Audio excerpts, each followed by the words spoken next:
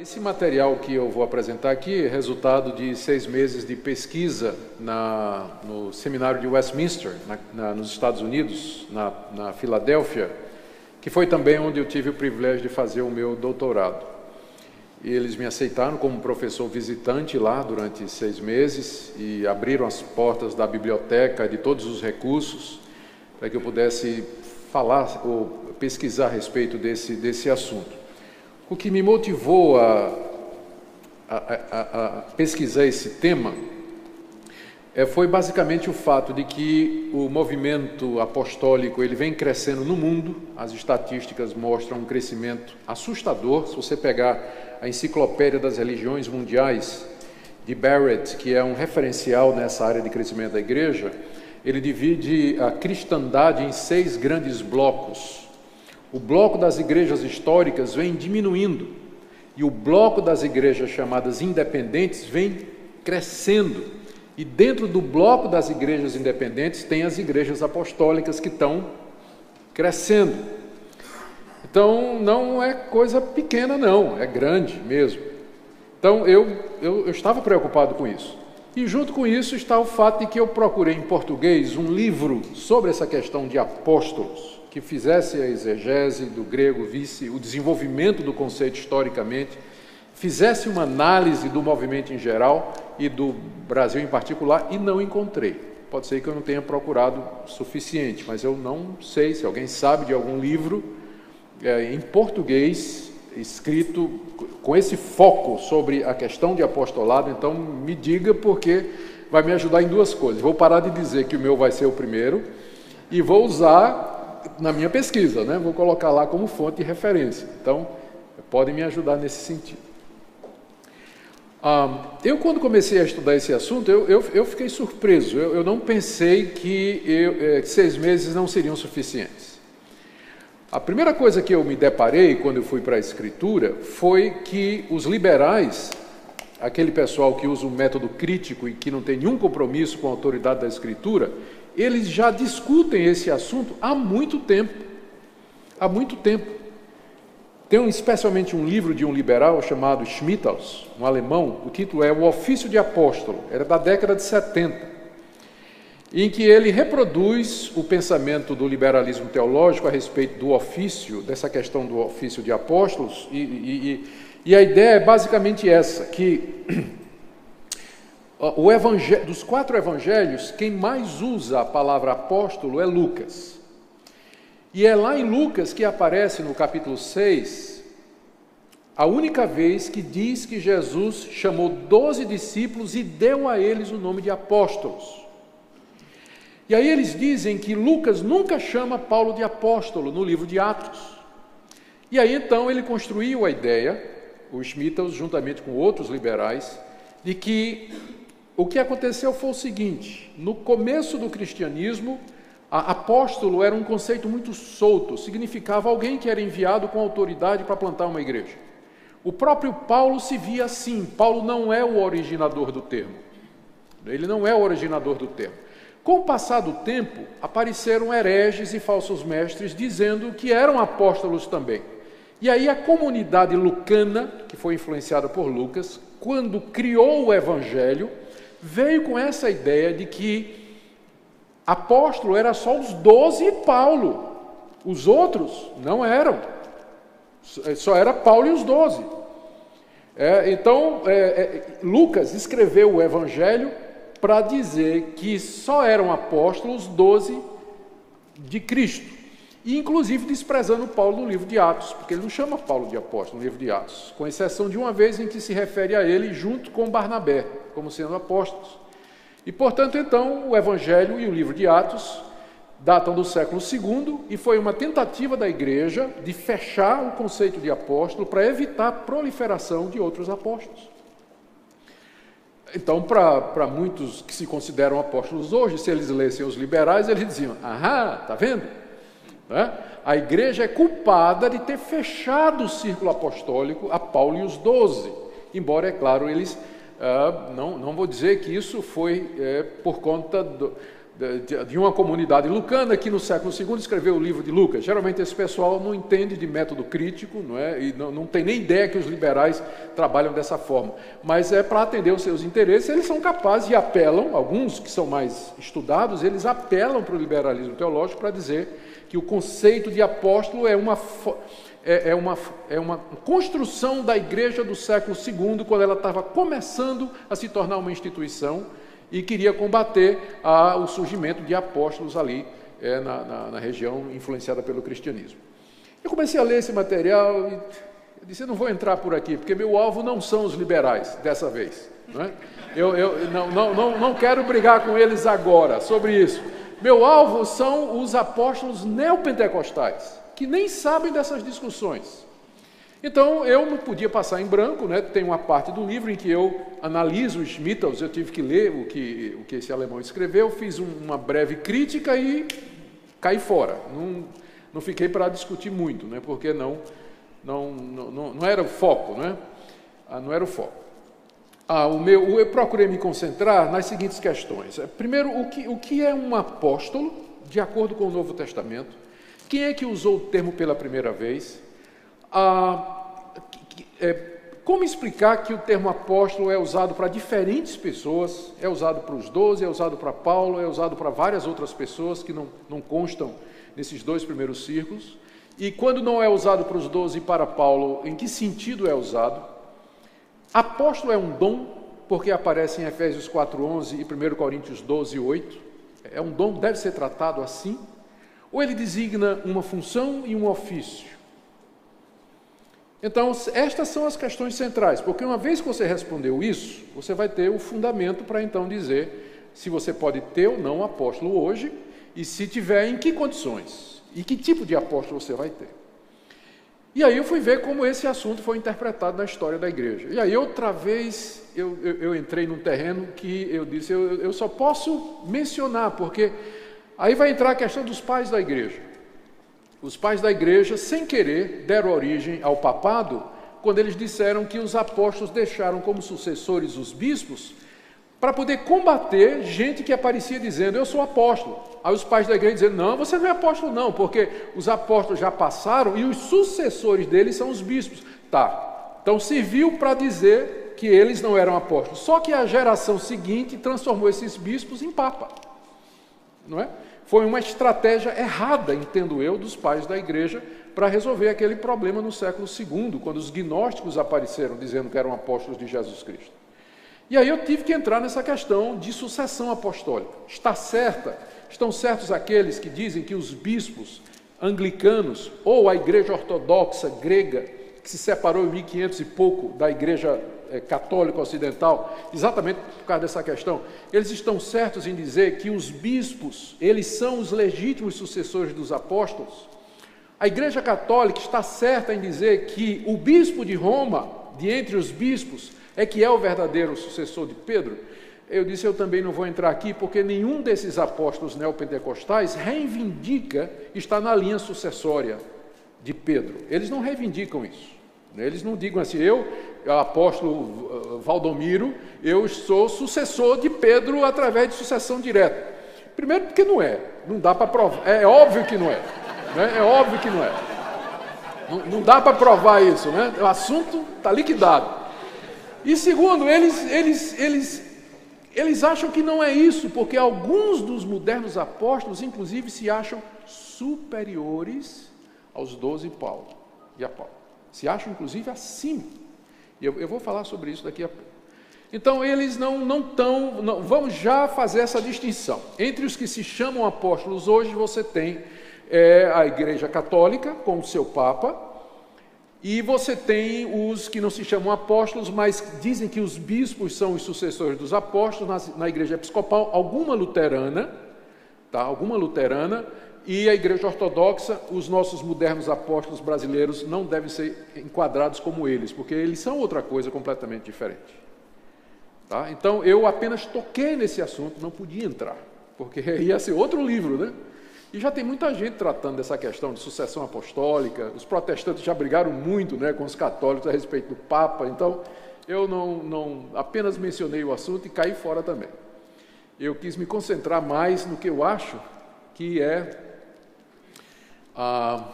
o grupo a que esses novos apóstolos pertencem, que são os gnósticos. Então, eu na minha apresentação aqui, que é um resumo bem resumido do livro, até porque se eu falar muito vocês não vão comprar, né? Eu tenho só que dar um gostinho. Eu vou falar de como esse ofício de apóstolo ele foi cobiçado historicamente. Vou citar aqui alguns exemplos para ver que isso que está acontecendo hoje não é coisa nova, né? Isso existe desde que o ofício de apóstolo foi inventado por Jesus Cristo. Depois dessa parte histórica, eu vou tentar concentrar um pouquinho no moderno movimento apostólico no Brasil, que é chamada Nova Reforma Apostólica no Brasil, e vou ter que me concentrar em alguns dos mais conhecidos, porque são muitos, e depois fazer uma breve análise crítica. E aí eu espero que na parte de perguntas e respostas, se ficou alguma coisa que precisaria ser mais esclarecida, vocês, com as suas perguntas, vão me ajudar a esclarecer. Então vamos começar com a questão histórica. Já na época do Novo Testamento, tinha gente querendo ser apóstolo, não é? A gente lê lá na 2 de Coríntios, capítulo 11, verso 5, capítulo 11, verso 13, capítulo 12, verso 11, Paulo se referindo a falsos apóstolos, ou superapóstolos, de maneira zombeteira.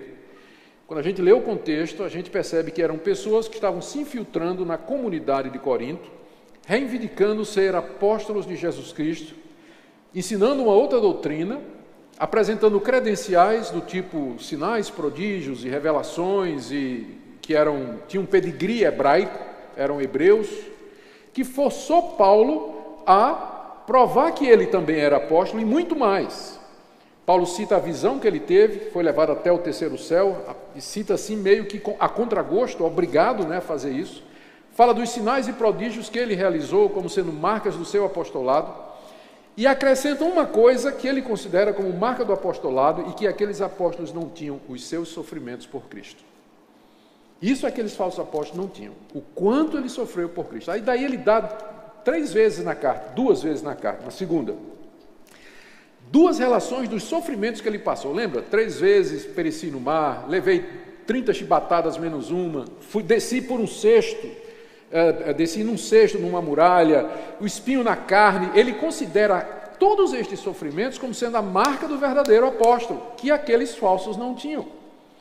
Eles eram falsos, não é porque a doutrina deles era falsa, eles eram falsos porque eles não eram apóstolos, eles não tinham as credenciais verdadeiras do apostolado. É nesse sentido que eles eram falsos. Então Paulo já teve que enfrentar isso. Quando João escreve o livro de Apocalipse, Jesus manda que ele escreva uma carta à igreja de Éfeso, e onde Jesus aprecia a igreja de Éfeso, dizendo assim: você colocou à prova os que dizem ser apóstolos e não são, mas são mentirosos. O livro de Apocalipse foi escrito aí, talvez, na década de 80, não é? Numa estimativa um pouco mais aberta, alguns acham que é bem mais cedo, mas vamos supor que seja na década de 80, que João escreveu o Apocalipse. Então, já naquela época, os apóstolos já tinham morrido, menos João, ele deve ter sido o último, não é? João já teria que enfrentar gente que reivindicava o título de apóstolo. E esse pessoal estava na igreja de Éfeso. E a igreja de Éfeso examinou, na certa deveria saber quais eram as credenciais, e disse: esses caras são mentirosos, eles não são apóstolos. Então percebam que o desejo, a atração pelo ofício, quando esse pessoal queria usar o título de apóstolo, não era no sentido de missionário, não era no sentido de enviado de uma igreja para cumprir uma tarefa, mas era no mesmo sentido dos 12 apóstolos de Cristo, com toda a autoridade, enviados de Deus, autorizados por Ele, como os 12 Paulo. Era nesse sentido, senão não se justificaria a confusão armada por Paulo contra eles e João no livro de Apocalipse. No século II, o movimento gnóstico, que foi a primeira heresia cristã, começou a crescer e com ela vieram seus líderes. Os gnósticos diziam que a salvação era por um conhecimento secreto que havia sido revelado a eles e não aos apóstolos de Cristo. Eles seriam uma segunda geração que teria um conhecimento completo da verdade. Daí o nome gnósticos, da palavra grega gnose, né? Conhecimento. E dos gnósticos, vários deles se diziam apóstolos, eu documento isso no livro, mas eu destaco dois que eram mais conhecidos. Primeiro, Marcião. Marcião é aquele famoso que dizia que os apóstolos não tinham entendido tudo e tinham confundido o Deus do Antigo Testamento com o Deus de Jesus Cristo. Ele separou os dois testamentos e fez um cânon particular para ele, do que seria a palavra de Deus, em que ele mantinha algumas coisas de Paulo. E Irineu, no seu livro Contra Heresias, diz uma coisa interessante, que Marcião era o 10º apóstolo gnóstico que sucedeu um tal de Cerdo em Roma. Quer dizer, já vinha uma linha de apóstolos gnósticos, e Marcião era o 10º. O antes dele era um tal de Cerdo lá em Roma. Quer dizer, eles vinham trabalhando com isso aqui. Nós somos os herdeiros dos apóstolos, nós somos apóstolos também. Marcião foi enfrentado por Ireneu e vários outros pais da igreja. Isso aqui está falando do século II. Maniqueu, ou Mani, surge no século III, e esse aqui era mais ousado. Ele se apresentava como o Paráclitos. Ele era o Paráclitos prometido. E ele era muito mais explícito na sua gnose do que Marcião, porque o nome maniqueísmo, que é uma dicotomia entre o bem e o mal, provém dele. Ele ensinava isso, essa dicotomia entre o bem e o mal. Existia um Deus que era bom e o diabo que era o Deus mau, o Deus ruim, né? Os dois eram iguais em força e poder. E Maniqueu escreveu várias obras. Na epístola fundamental dele, que é a obra principal dele, ele começa dizendo assim: Mani, o apóstolo de Jesus Cristo. E numa carta que ele escreveu a um discípulo chamado Marcelo, ele se apresenta como Mani, um apóstolo de Jesus Cristo. E Maniqueu, ou Mani, organizou uma igreja onde tinha 12 apóstolos, e que eram considerados com a mesma autoridade dos 12 de Paulo. Estou falando aqui do século III. E o movimento maniqueísta, embora considerado herético pela igreja e perseguido, inclusive, ele não morreu. Você vai encontrar no século XIII, uma seita chamada os Paulícios, que se diziam que eram organizados em igrejas com apóstolos, isso em plena Idade Média, e que eram gnósticos que seguiam o ensinamento de Maniqueu. Eles foram declarados heréticos também pela Igreja Católica, perseguidos pela Igreja Católica, mas até o século XVII se tem notícia ainda dos paulinos. Depois da Reforma, você ainda vai encontrar traços dos paulinos, achando que eram, talvez o nome, Paulícios, talvez o nome era por causa da apreciação que eles tinham pelo apóstolo Paulo, que eles consideravam o apóstolo dos apóstolos e assim por diante. Mas isso tudo estou só mostrando para vocês que o desejo do título, né, o apreço pelo ofício de apóstolo não é uma coisa recente, sempre houve na história da igreja, sempre existiu gente querendo aquela posição. Quando os gnósticos apareceram e se declarando apóstolos, então alguns pais da igreja desenvolvem, como eu falei, um conceito de sucessão apostólica através dos bispos, exatamente para fazer frente às reivindicações, dizendo: vocês não são apóstolos, porque os apóstolos eram um número limitado e eles deixaram aqui sucessores que são os bispos. E a verdade vem através deles. Eles estão aqui, estão vivos, podemos falar com eles, estão em Roma, estão em Éfeso, estão lá em Creta, Tito, né, considerado o bispo de Creta, e assim por diante. Então, as pessoas que defenderam isso, Inácio, Clemente de Roma, Irineu de Leão, Tertuliano, Eusébio de Cesareia, todos esses pais da igreja combateram os apóstolos gnósticos, enfatizando a sucessão apostólica. Infelizmente, o que aconteceu? O bispo de Roma começou a se sobressair aos presbíteros. Você encontra nas cartas de Inácio, Clemente e Irineu, quando eles falam dos presbíteros e dos bispos, eles consideram a mesma coisa, é o mesmo ofício. Mas algum tempo depois, já na época de Eusébio de Cesareia, você percebe que o bispo já começa a se sobressair sobre os presbíteros. O bispo de Roma, então, ganha proeminência sobre os demais bispos, como bispo monárquico, que como monarca ele governava uma região, e não demorou muito, algum tempo depois, então vem o seu reconhecimento como pai da igreja, o Papa, né? Então, eu acho que foi uma estratégia que foi um tiro no pé, que na época serviu para combater os apóstolos gnósticos, mas no fim acabou desenvolvendo no papado. que em 1504 provocou um racha na igreja, porque a igreja concede, o bispo que tinha sede em Constantinopla não aceitava a autoridade do bispo de Roma. E aí racharam, foi um grande cisma dentro da igreja, não é? E que deu origem à igreja oriental ou ortodoxa grega, que tem patriarcas que se consideram na linha sucessória dos apóstolos, mas não aceitam o título apóstolo nem papa, eles são muito críticos da igreja católica. E a igreja ocidental, que ficou com sede em Roma, o bispo de Roma, então, que se declarou o papa, não é? o chefe maior e máximo da igreja. Esse racha foi em 1504, as duas igrejas se excomungaram. Uma excomungou a outra, não se reconhece. Mais recentemente, houve uma tentativa de aproximação deles, há uns 30 anos atrás. Não sei quem lembra disso, o patriarca de Constantinopla se encontrou com, eu não sei quem era papa na época, e se abraçaram, resolveram se reconhecer, mas na prática continua a separação. Bom, claro, na reforma protestante, né, todos os reformados aboliram, foram contra a ideia do papado, né, e disseram que a autoridade da igreja eram os escritos apostólicos. Sola Escritura nasceu em reação ao papado. A autoridade máxima na igreja não é um bispo, que se considera papa, sucessor dos apóstolos, mas são os escritos apostólicos. Eles é que são autoridade na igreja, é neles que nós vamos encontrar a verdade. E não numa hierarquia considerada infalível, encabeçada por uma pessoa que se considera o sucessor de Pedro.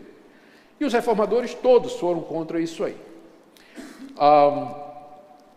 E eu quero dar um pulo depois da reforma. O período da pós-reforma não tem muito problema a respeito disso, se manteve a doutrina apostólica, pelo lado, aliás, a doutrina reformada pelo lado protestante.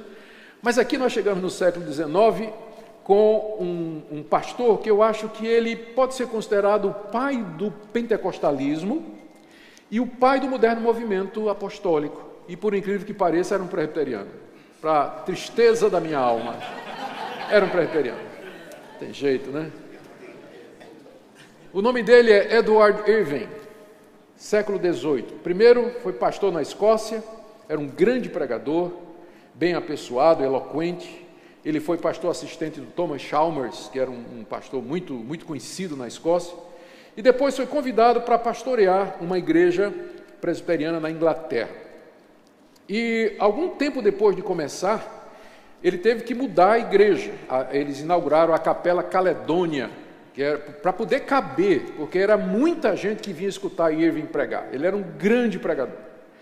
Mas o Irving ele era muito jovem, ele começou a desenvolver algumas ideias do tipo assim: o fim do mundo vai chegar logo. Jesus está para voltar imediatamente. E antes de Jesus voltar, ele vai restaurar a sua igreja à configuração original que se perdeu durante os séculos, ou seja, uma igreja governada por apóstolos. Então Deus vai restaurar o governo apostólico juntamente com os profetas na sua igreja. E ele é o primeiro a falar em Efésios 4:11, como sendo o ministério quíntuplo, que Deus tem que restaurar na igreja, para que ele possa voltar. Quando ele vier, ele vem para uma igreja restaurada. Aqui nós estamos no século XIX, antes do movimento pentecostal. A igreja, ele morreu cedo, morreu tuberculoso, mas a igreja dele, chamada Igreja Irvingita, continuou com o ideal dele e transformou-se na Igreja Nova Apostólica. O nome eles adotaram Igreja Nova Apostólica. E aí estabeleceram 12 apóstolos que eles acreditavam que não morreriam antes de Jesus voltar. Esses apóstolos saíram pelo mundo todo pregando a restauração apostólica, do governo apostólico da igreja antes da vinda de Cristo. Mas os 12 morreram e Jesus não veio. Foi uma grande decepção. Foi uma grande... Estão batendo papo lá com ele, né? Resolvendo aí. Por que o senhor não voltou, né? Então, houve uma grande decepção e começaram os rachas na igreja por conta disso. E ela se fragmentou em várias outras igrejas apostólicas, com gente reivindicando serem verdadeiros apóstolos de Cristo Jesus, à semelhança dos 12 e de Paulo. E essa igreja veio para o Brasil e ela é forte no Brasil. Ela tem alguns milhões de adeptos no Brasil. Você já deve ter ouvido falar da Igreja Nova Apostólica. Faz uma pesquisa na internet e você vai encontrar. Ela tem origem nesse pastor presbiteriano do século XIX, que é considerado, sim, o Irving acreditava na restauração do dom de línguas, isso antes do movimento pentecostal. Deus estava dando línguas e profecias à igreja, inclusive dons de cura. E uma das ironias é que ele morreu doente, reivindicando a cura pela fé. Né? A tragédia da morte dele. Ele morreu amargurado porque Deus não o curou. Porque ele acreditava que ele podia reivindicar a cura pela fé. E eu creio que Irving, em muitos sentidos, logo depois, poucas décadas depois, explode o movimento pentecostal. Mas ele vem antes, então ele é considerado o pai do movimento pentecostal, um presbiteriano, né? Então vocês devem para nós, hein? Vocês devem para nós. Então, o movimento pentecostal... vocês pensam que fica chamando a gente de sorveteriano, mas olha! Tá?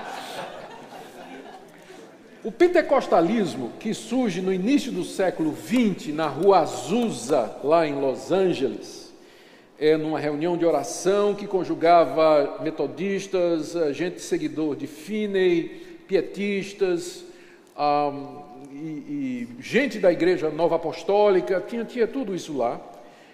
Quando o movimento pentecostal surgiu, ele tinha um ponto central que define, inclusive, o pentecostalismo. O pentecostalismo tem como pressuposto fundamental a restauração e a validade de todos os dons espirituais do Novo Testamento para o dia de hoje. É isso que define o pentecostalismo.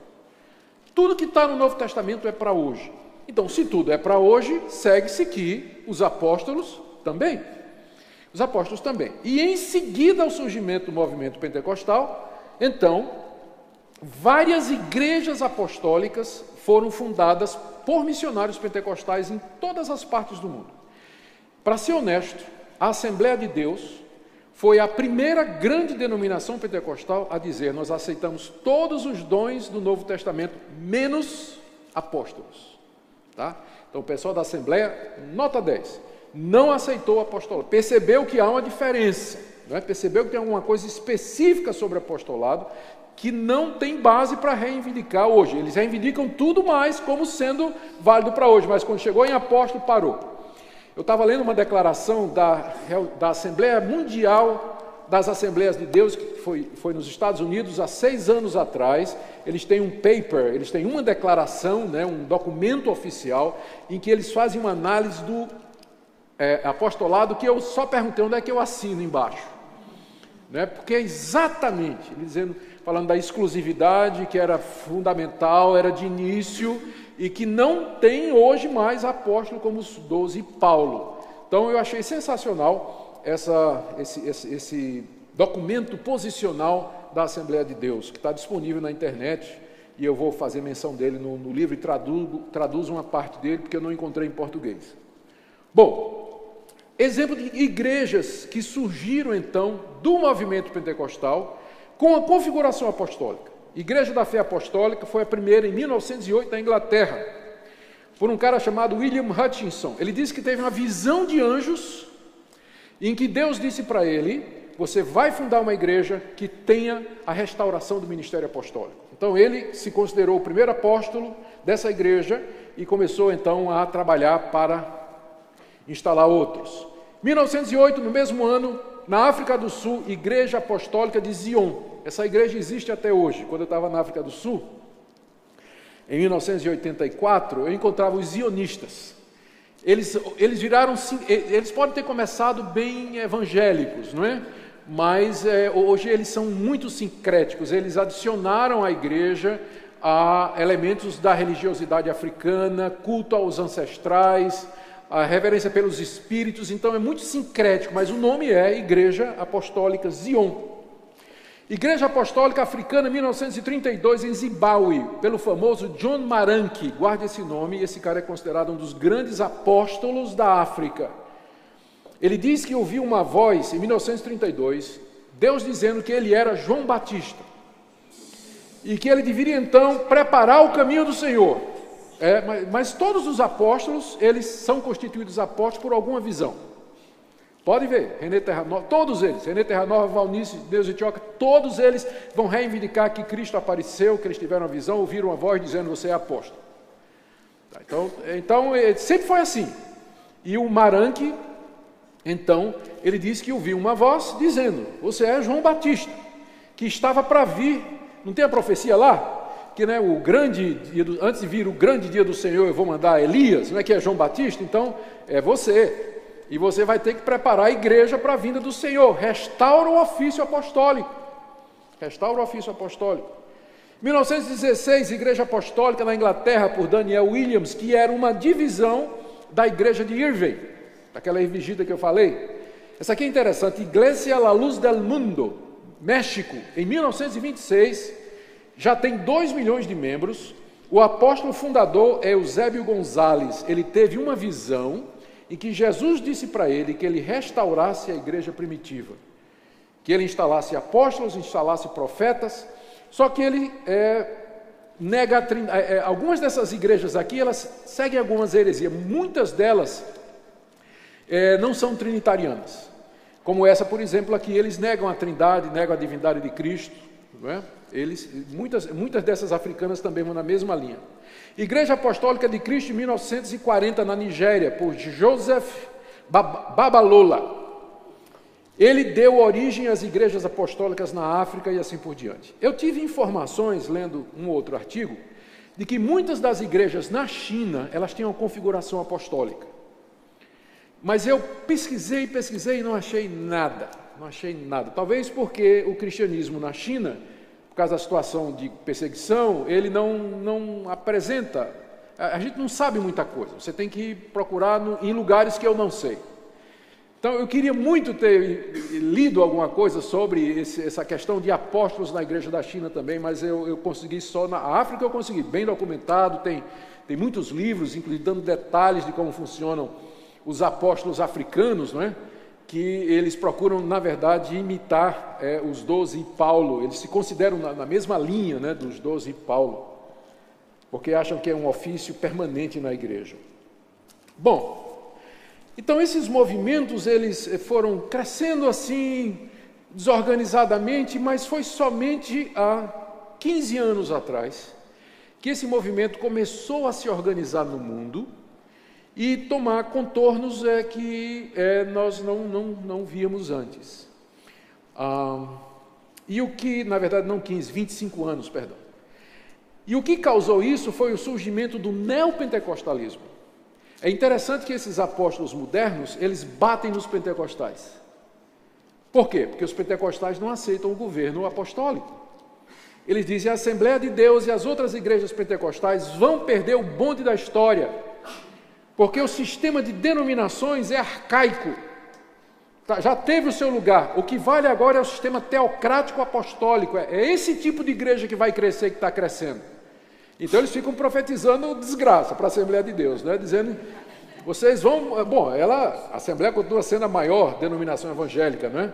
E de longe, né, em cima dessas neopentecostais, mas eles estão ameaçando, né? Estão dizendo que vão tomar o lugar, porque a Assembleia perdeu o rumo da história quando não reconheceu a restauração do ofício de apóstolo na igreja.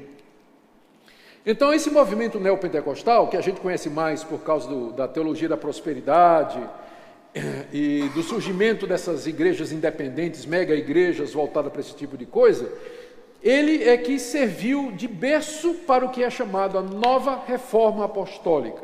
Esse é o nome que se dá ao movimento, Nova Reforma Apostólica, NRA. As pretensões desse movimento, que cresceu no mundo todo e no Brasil, são de deixar a gente assim abismado. Você pergunta: quem é o cara que organizou isso aí? Vocês já ouviram o nome que eu vou falar aqui: C. Peter Wagner. Lembra do Wagner? Aquele cara do movimento de crescimento de igreja, que depois passou para a batalha espiritual. O último livro dele, que eu comprei saindo dos Estados Unidos, o título é This Changes Everything. Isso muda tudo. Onde ele narra as mudanças que ele passou na vida. Era calvinista, virou arminiano. Acreditava na soberania de Deus, acredita agora na teologia aberta, teísmo aberto, que Deus não conhece o futuro. Tinha um culto tradicional, agora tem um culto contemporâneo. Acreditava no governo de presbíteros e pastores, agora acredita no movimento apostólico. Eu digo, mas como é que um cara desse que não tem convicção nenhuma, o cara é pragmático, ele muda, né? Como é que esse cara conseguiu ser o líder desse movimento da nova reforma apostólica? Carisma, fala bem, quem já leu os livros dele sabe que ele escreve muito bem, né? E é assim do tipo que não confronta. Meu irmão, você não me aceita como apóstolo? Não tem problema nenhum. Nós continuamos amigos, do mesmo jeito. Ele não é do tipo assim que vai bater com os inimigos, né? Então ele é muito popular. Influenciou Neuza Itioca, Valnice Milhomes, Rony Chaves, que é da Costa Rica e que é o maior apóstolo da América Latina, né? O Rony Chaves. Vou falar dele já já. Então Wagner escreveu dezenas de livros sobre apostolado. E você pergunta por que é que ele mudou. Vê o argumento de Wagner. Ele diz assim: quando eu estava defendendo o movimento de batalha espiritual, eu acreditava sinceramente que se a gente usasse as estratégias corretas para amarrar o diabo, oração de guerra, destronar Satanás, quebra de maldições, a gente implementaria o reino de Deus nesse mundo. A gente abafaria o reino de Satanás e a igreja estaria pronta para a vinda de Jesus. Mas o tempo passou e não aconteceu. E de fato não aconteceu, né? A gente sabe o fracasso do movimento de batalha espiritual nas pretensões dele. Não aconteceu. Eles vêm desde 80, né, falando em guerra espiritual, amarrar Satanás, decretando que os principados e potestades brasileiros estão amarrados. E não aconteceu nada. E ele diz, agora eu achei a solução em 2001, quando Deus me revelou. É que estavam faltando generais dessa guerra. Estavam faltando generais. E quem são os generais? Os apóstolos. Era isso que estava faltando. Agora, ele diz, agora eu entendi. Porque ele acredita que Deus revela. São novas revelações. Deus vai revelando estratégias. Deus vai revelando o que é que ele quer para a igreja. Então, agora ele recebeu em 2001 a revelação de que o movimento de batalha espiritual em si é insuficiente, precisa de generais que comandem o movimento de batalha espiritual. E aí então, ele disse que teve uma visão, né, várias profecias, Cindy Jacobs, né, uma que profetizou que ele era apóstolo de Deus, Oral Roberts, não, teve outro lá, são vários nomes, é muita coisa, né? Profetizou que ele era para ser apóstolo, finalmente ele, muito relutante, aceitou lá, teve uma cerimônia que ele se ajoelhou, alguém veio com a espada, botou no ombro, e eu te declaro apóstolo, tal, e por aí vai. Então, ele passa a se chamar apóstolo Peter Wagner, né? Ele é o apóstolo Peter Wagner hoje, e é o líder, se não mais o líder, mas ele é o patriarca desse movimento. Não confunda com outro patriarca brasileiro. Estou dizendo que ele é o mentor desse movimento, né? O mentor desse movimento. O Wagner é o sistematizador. É o cara que tem as ideias, é o cara que pensa nesse movimento. As pretensões de Wagner e do movimento de nova reforma apostólica muita. Eu vou tentar resumir aqui. Mas, basicamente, eles dizem o seguinte: a igreja errou quando no século I limitou o apostolado aos 12 e Paulo. Foi um erro da igreja, porque a igreja deveria ter nomeado novos apóstolos. À medida que os apóstolos iam morrendo, eles deveriam ter sido substituídos por outros apóstolos. Mas a igreja não fez isso. A igreja fechou com os 12 e Paulo. Os missionários não eram chamados de apóstolos, nem isso eram, né? O nome apóstolo ficou restrito a Paulo e os 12. E se nomearam presbíteros e bispos para governar a igreja. Esses presbíteros e bispos fizeram um trabalho muito ruim, porque eles não tinham autoridade. A prova disso é o surgimento da igreja católica, o surgimento das heresias. Quando Deus deu a reforma protestante foi pela metade, porque os reformadores deveriam ter restaurado o ofício apostólico na igreja. E agora o que é que Deus está fazendo? Uma nova reforma, que é apostólica. E aí eles dizem, essa reforma que Deus está fazendo agora, restaurando os apóstolos na igreja, é maior do que a reforma protestante. É mais profunda e muito mais extensa, e vai mudar a face do cristianismo. Palavras literais dele. Vai mudar a face do cristianismo. Vai ser outro cristianismo.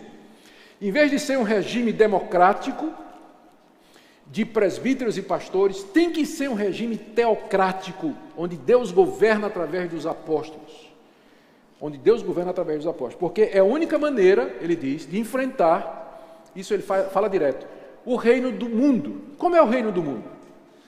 Os poderosos governam, o mundo tem um sistema, Satanás tem um governo, e só um governo forte pode suplantar outro.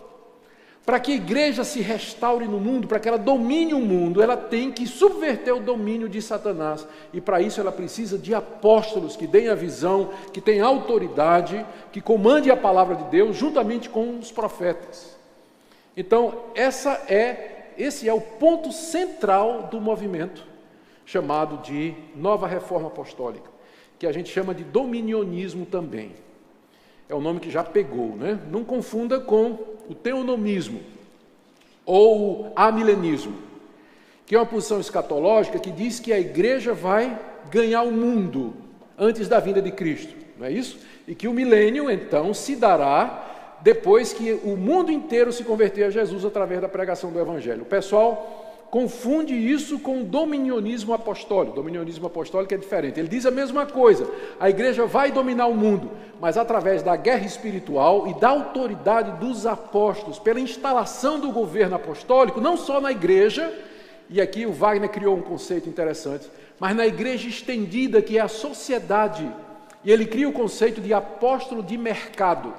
Já ouviram falar dos 7 montes?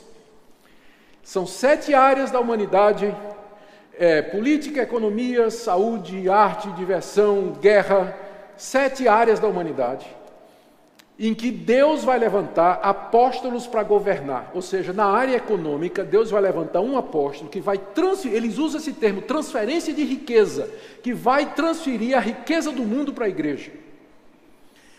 Deus vai fazer sinais e prodígios nessa época, ressurreição de mortos, muito maior do que os apóstolos fizeram.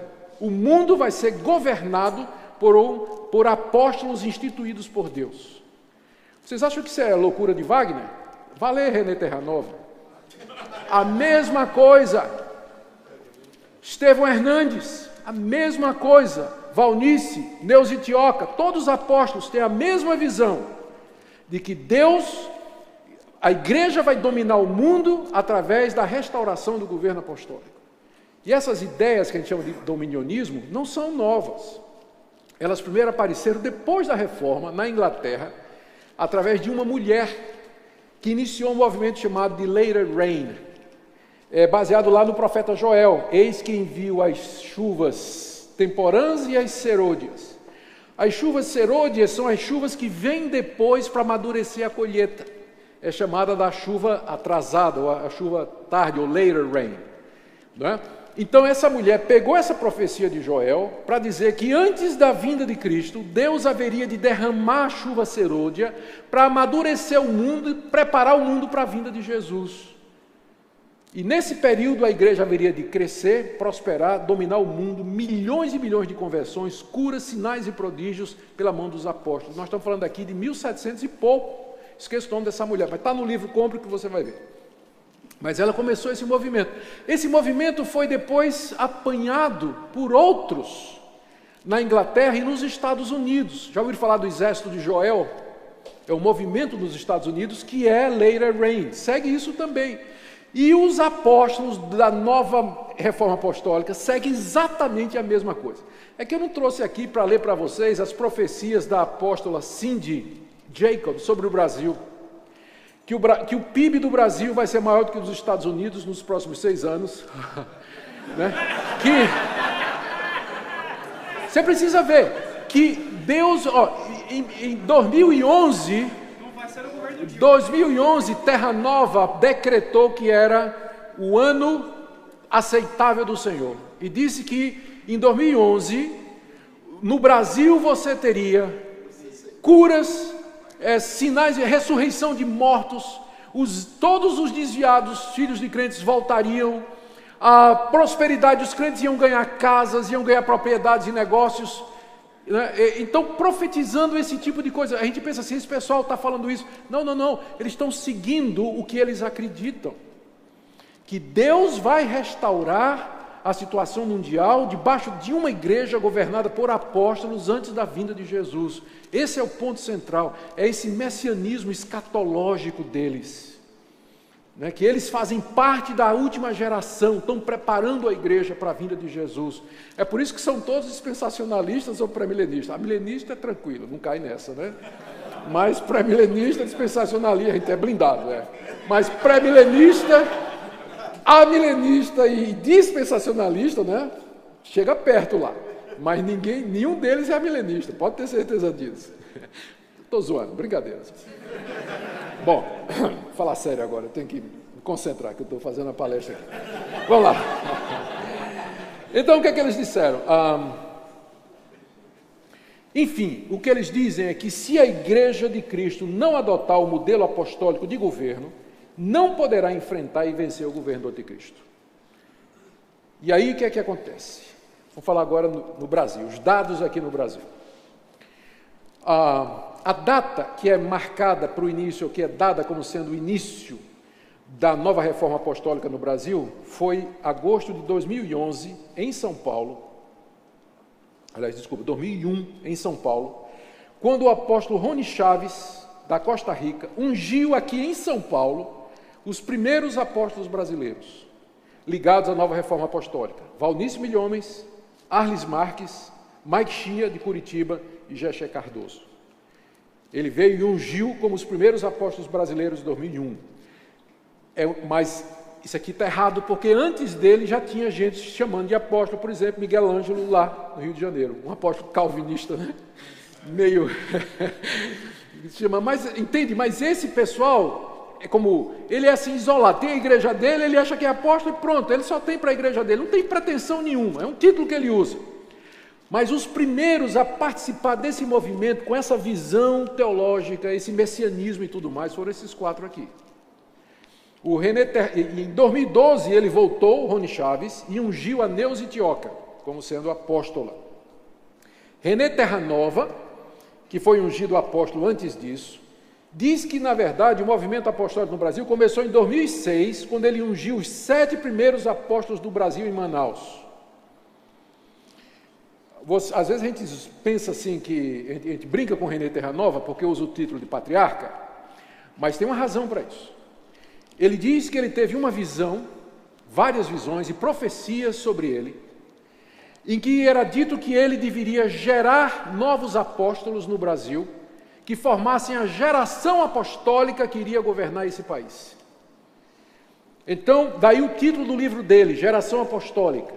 Porque aí ele se chama de pai apóstolo. A gente pensa que é brincadeira, mas não. É porque ele é o pai dessa nova geração de apóstolos que Deus mandou que ele levantasse no Brasil, exatamente para espalhar essas ideias e governar o Brasil. Então ele tem ideias dominionistas, e aí o G12 do Castelano entra como método de preparação de apóstolos, grupo de 12 que vão ser apóstolos. Então, o G12 se torna a ferramenta principal. Tem uma versão nova que é o MDA, não é?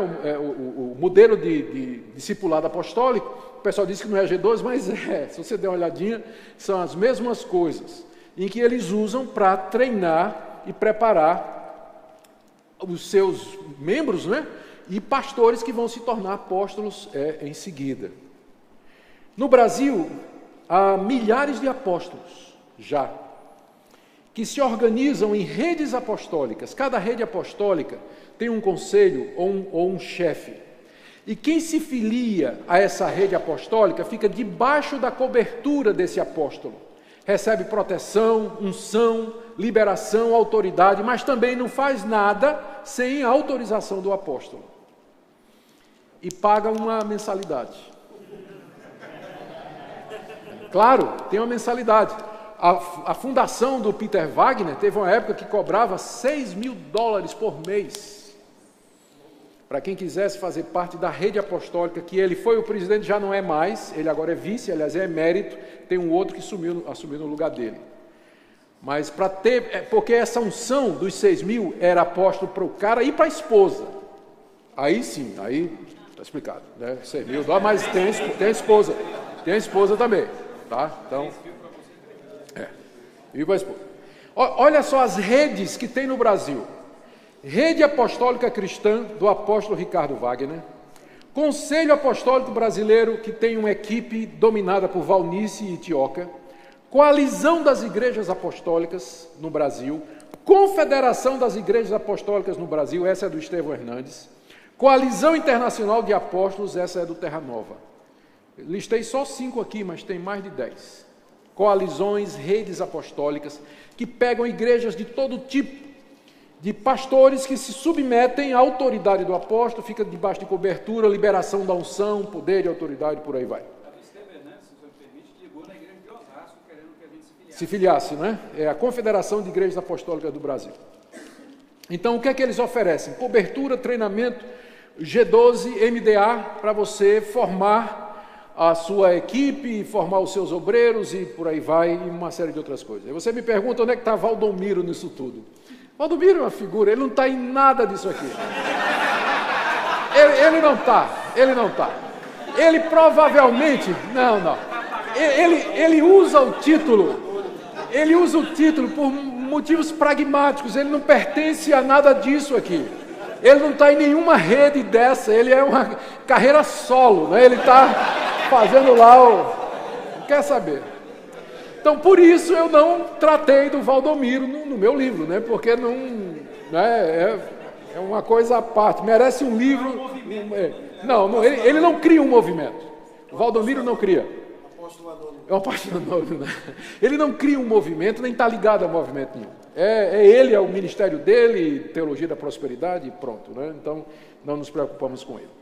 Aqui, eu pensei até mostrar a vocês aqui, o que é que um apóstolo desses faz?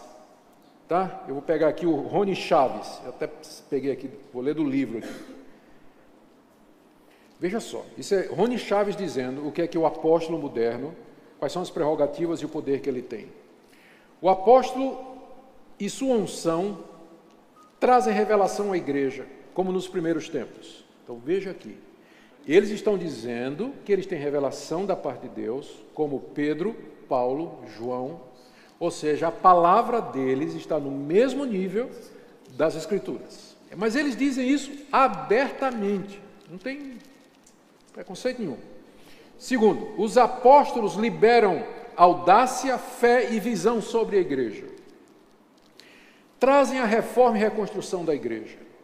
Trazem o julgamento e a justiça de Deus à igreja e às nações. Julgam os poderes do ocultismo. Trazem o fundamento principal à casa de Deus. Eu pensei que já tinha sido lançado. Mas eles dizem, uma igreja tem que ter, se não tiver apóstolo, está faltando fundamento. É isso que ele vai dizer da igreja presbiteriana, da sua igreja. Tem apóstolo? Não. Então não tem fundamento. Porque quem é que lança fundamento na Bíblia? Os apóstolos. Se vocês não têm apóstolo, qual é o fundamento da igreja de vocês? Você responde, não, mas o meu fundamento é Paulo, Pedro, João, estou na rocha que eles plantaram, não é? Mas trazem fundamento à igreja. Ministram cobertura espiritual aos ministros, igrejas e territórios. Sua unção estabelece e fortalece os cristãos, os líderes e ministros. A unção apostólica estabelece a doutrina da igreja. Os apóstolos operam na esfera dos 5 ministérios e movem-se em todos, produzem um movimento missionário, confrontam o legalismo e os falsos sistemas religiosos, são reparadores da brecha da igreja, cobrindo a sua nudez, projetam a visão e a compreensão do que é o corpo de Cristo, trazem direção amadurecida à liderança. Por sua unção vem a liberação de dons, unção e ministério. O apóstolo é quem libera dons espirituais, unção e ministérios. Trazem sinais e maravilhas para a igreja, ministram o enchimento do Espírito. O apóstolo coloca a mão sobre você e você é cheio do Espírito Santo. Traz as estratégias de guerra espiritual e mobilizam a igreja. Trazem paciência e fortaleza aos cristãos, ministram o espírito de oração, ministram liberalidade e habilidade na administração financeira. Agora veja essa aqui. Trazem a paternidade de Deus ao seu povo. Rony Chaves, tá? Isso aqui está publicado. Isso aqui ninguém vai ao Pai senão por um apóstolo. Mais ou menos isso aí. Tá? E a lista continua. Então, eu não estou dizendo que todo mundo que está nesse movimento apostólico, alguma vez na vida já leu Rony Chaves, ou Peter Wagner, Mas eu estou dizendo que é isso que o movimento prega, é isso que eles ensinam. Isso está nos livros de Terra Nova, está no site, vá no site de todas essas confederações ou concílios e coalizões e você vai ver. Se não é exatamente isso que eles estão dizendo, isso que eles estão fazendo. Aí vocês podem entender por que René Terra Nova é pai apóstolo, achou pouco, e patriarca, porque ele é o pai de novas nações, muitas nações, e uma nação brasileira que vai ser de Cristo. É por isso que ele é chamado de patriarca, tem a unção de patriarca. Algumas doutrinas, né? Eu já falei, vou passar rápido aqui que meu tempo está acabando.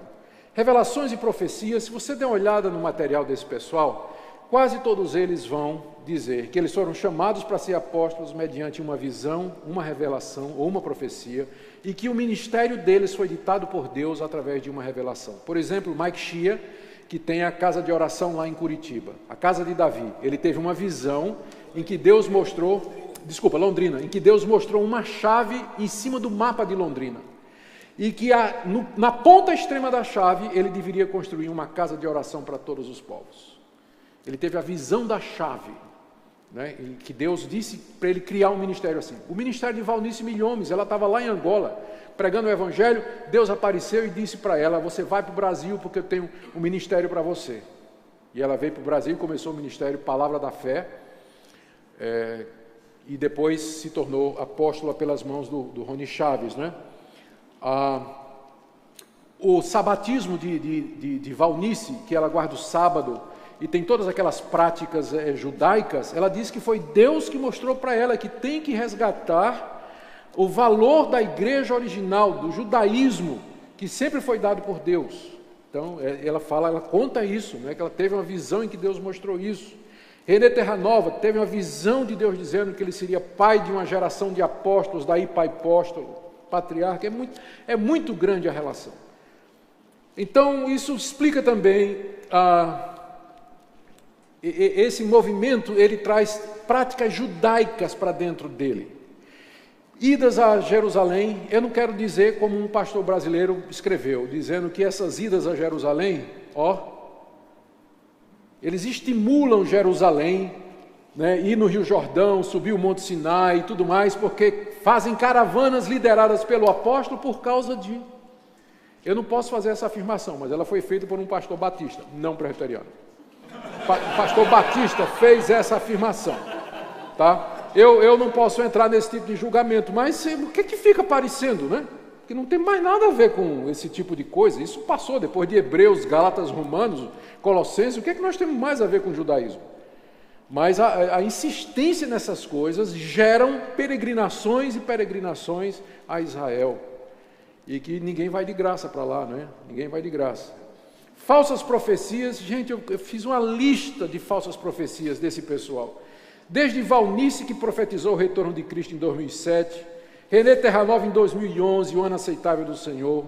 Itioca, para sair disso, diz que as profecias elas são condicionais. Ela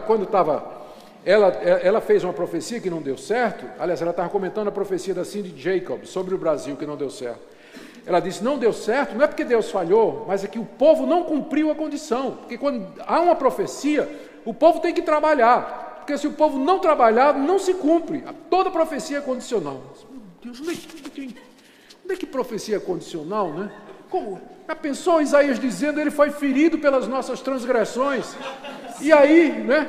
E aí o povo dissesse, nós não queremos isso, então Jesus não ia morrer na cruz. Como é isso aí? Eu não entendo.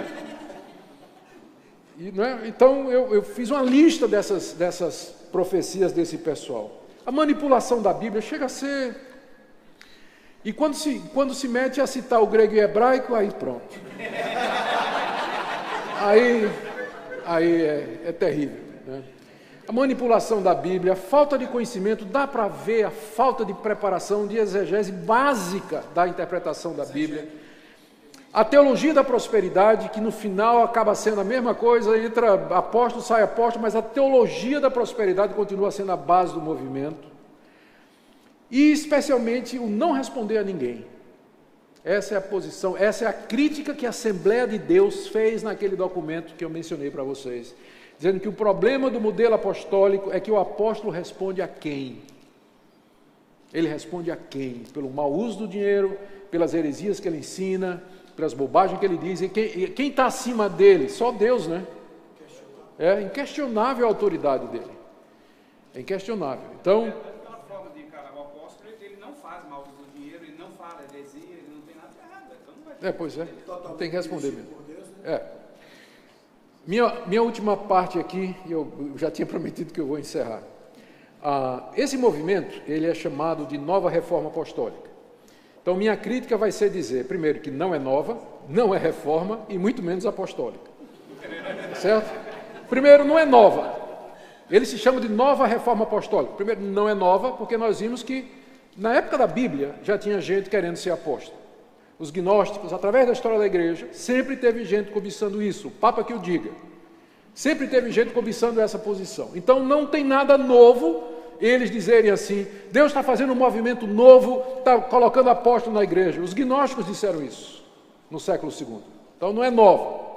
Segundo, não é reforma.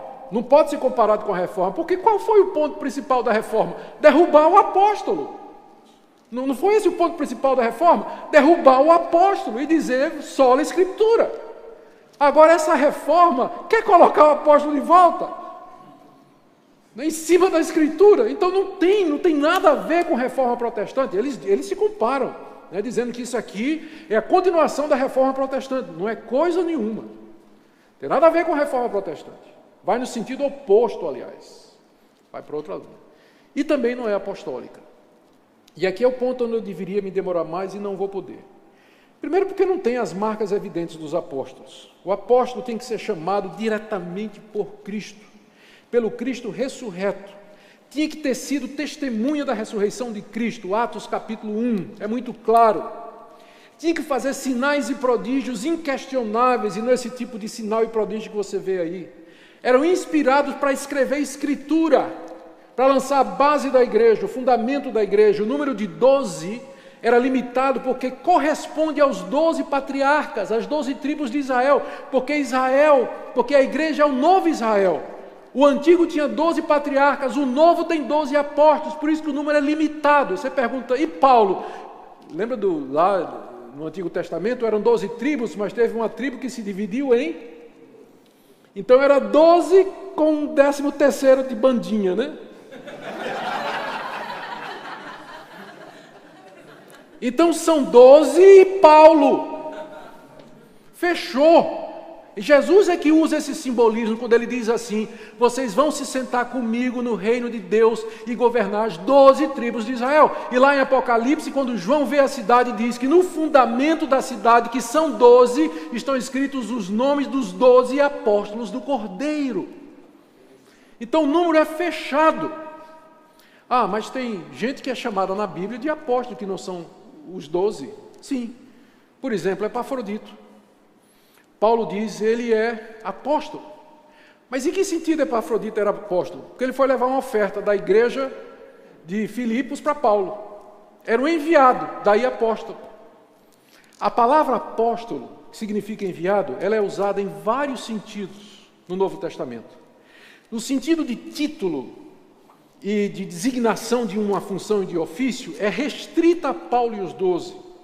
As outras 8 pessoas que são chamadas de apóstolo no Novo Testamento, é todas no sentido de gente que foi enviada para cumprir uma missão. Barnabé, Silas, Timóteo, Andrônico, Júnias, Epafrodito. A exceção aí talvez é Tiago, que era o líder da igreja de Jerusalém, mas há dúvida se Paulo o chama de apóstolo, porque ele diz assim, eu não encontrei em Jerusalém nenhum dos apóstolos, a não ser Tiago, irmão do Senhor. Só que esse a não ser pode ser traduzido da seguinte maneira, não encontrei nenhum dos apóstolos, mas encontrei Tiago, o irmão do Senhor. Consulte as versões e os comentaristas e você vai ver que há discussão a respeito desse assunto.